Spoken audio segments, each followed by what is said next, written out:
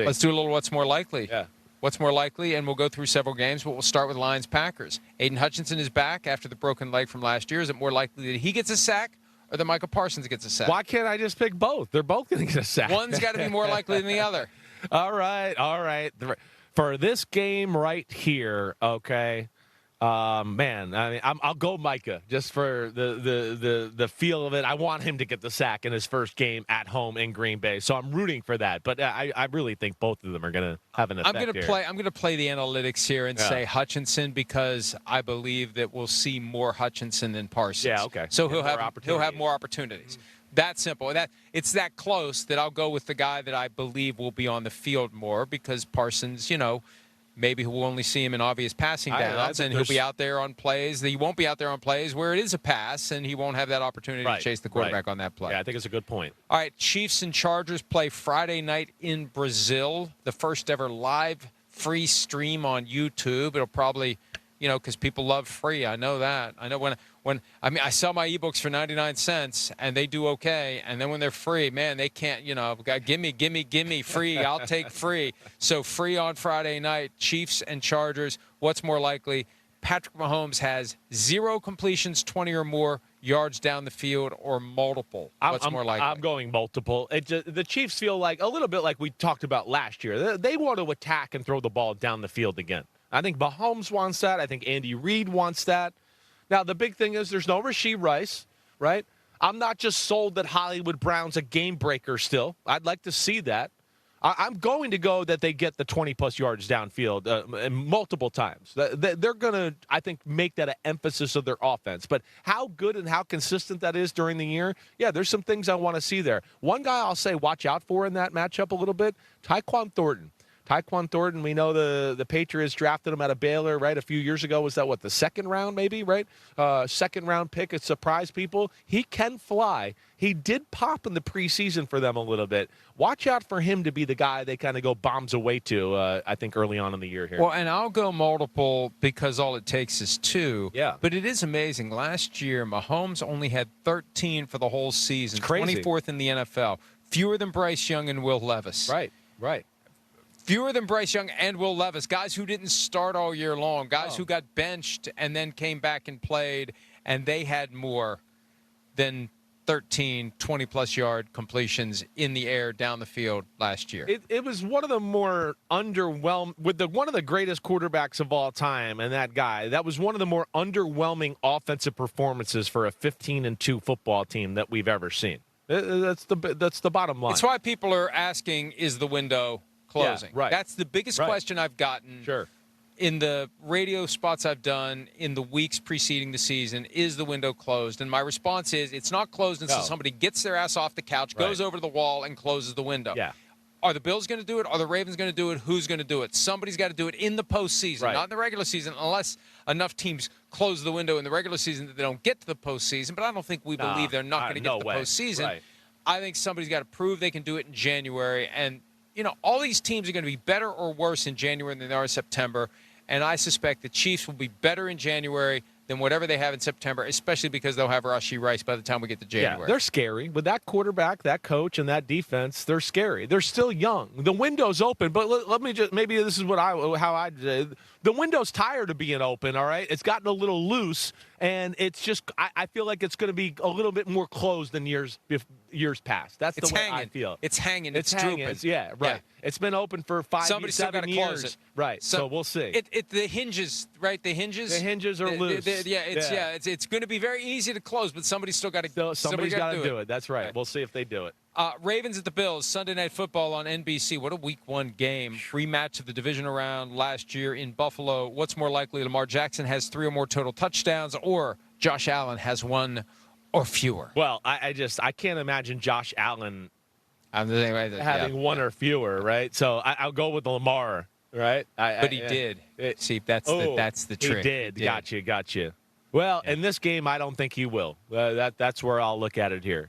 Right, first game, they'll have a few tricks. I don't think that ball. It's the first game, the defenses. You're getting used to the offense and what they're doing here. I think he gets in the end zone here. Lamar Jackson getting 3 or more total TDs is the one I'm going to go with because, yes, his legs, but, Lamar Jackson's the hottest quarterback in the game right now, and he can dice you up with the passing game, in the pocket, backyard plays, you name it, he can do it. Is your stick mic turning your hand black? Nope. Oh. No, they played a trick on you. Yeah, somebody. Good job, guys. Somebody painted my mic this morning. I keep looking at my hands. It's like, what's going on here? Lamar Jackson in prime time in the regular season. The narrative is, and narratives have a way of, being earned. Postseason, when's he going to win? When's he going to get the Super Bowl? That's fine. But the regular season, he's awesome. And in prime time, in the regular season, he's awesome. Right. He is going to show up and show out on Sunday night for the Baltimore Ravens. So I say it's more likely he's going to have 3 or more. And I think Allen could have 3 or more, but give me 3 or more for Lamar Jackson because he has a habit, proven time and again, of having big games in prime time. And this is their way to get the taste that's in their mouth from what happened. Even though, and I don't like revenge game because it's not like they took a cheap shot. It's not like you got Jeff Galooly in the parking lot. Right. They showed up and they did their job better than you did that day. Right. There's nothing to be mad about, but it's a way for you to just kind of reestablish yourself and get a little kick of confidence going into the season. Quiet people a little bit. And, hey, the way they're going to look at it is go, no, they didn't beat us. We beat ourselves. We moved the ball all day. We just kept making mistakes in big moments. So that's where it's going to be a little revenge-ish because they're going to go, we let that slip away. We did whatever we wanted the whole freaking game,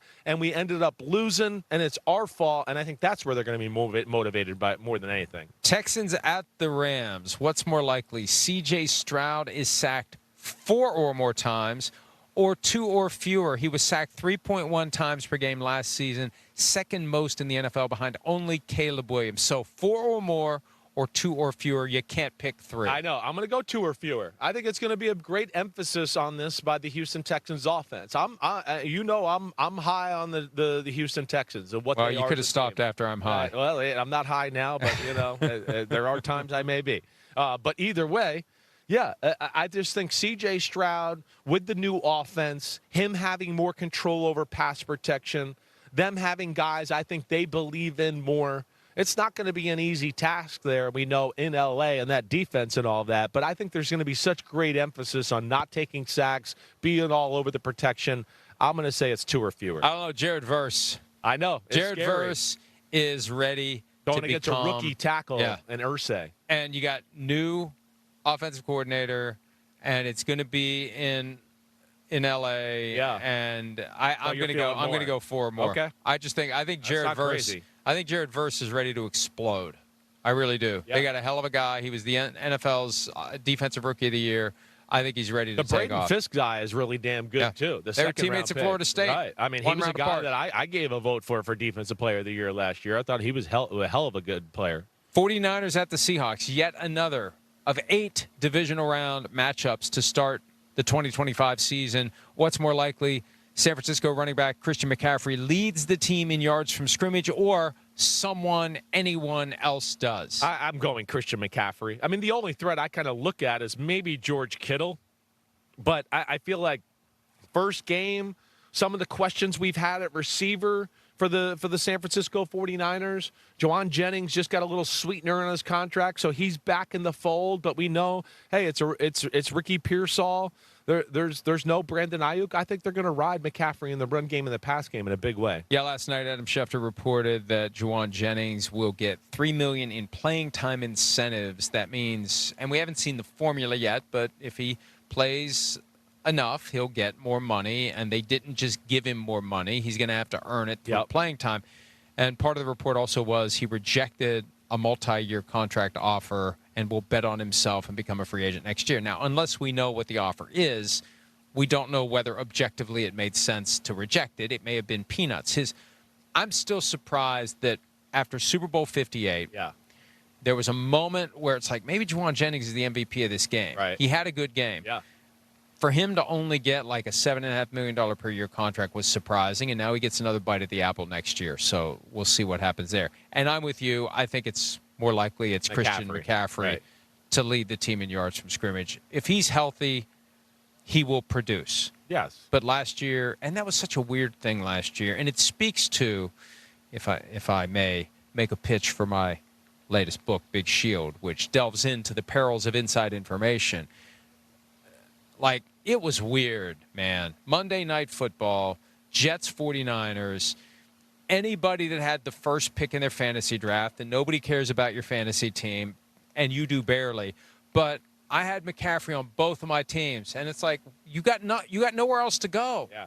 You got nothing. Like, you're just stuck. It's the last game of the week, and you find out 90 minutes before kickoff that McCaffrey is out. They really need to tighten that up. Yeah, I don't disagree with that. With prop bets and fantasy football for big money, we found out literally an hour and a half before kickoff, he's scratched. It's like, he's what? Yeah, right. He's what? Right. And then Jordan Mason came in and had a great game. Yeah, no, I mean, yeah, you'd like to get that cleaned up. You talked about Belichick and the roster in North Carolina. All that crap's got to stop. If they want to make zillion dollars in gambling, there's got to be better. The injury reports has got to be stop the preseason. We don't have to tell you. No, we need to know what it is in the preseason.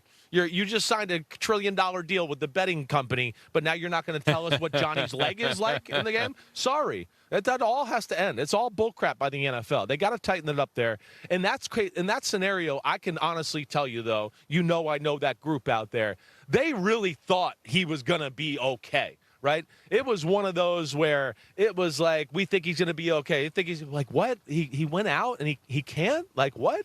So that threw a huge curveball into their whole season, we know, with Matt McCaffrey. You talk to teams that play the 49ers, and they talk about when I have to defend Shanahan and McCaffrey, defensive coordinators tell me when McCaffrey's in there, we got to run a whole different defensive game plan. When he's not in there, things totally change around. He's the ultimate chess piece for Shanahan. Hi, it's Mike Florio. Thanks for watching PFT on YouTube. Hit subscribe for the latest news and analysis from Pro Football Talk.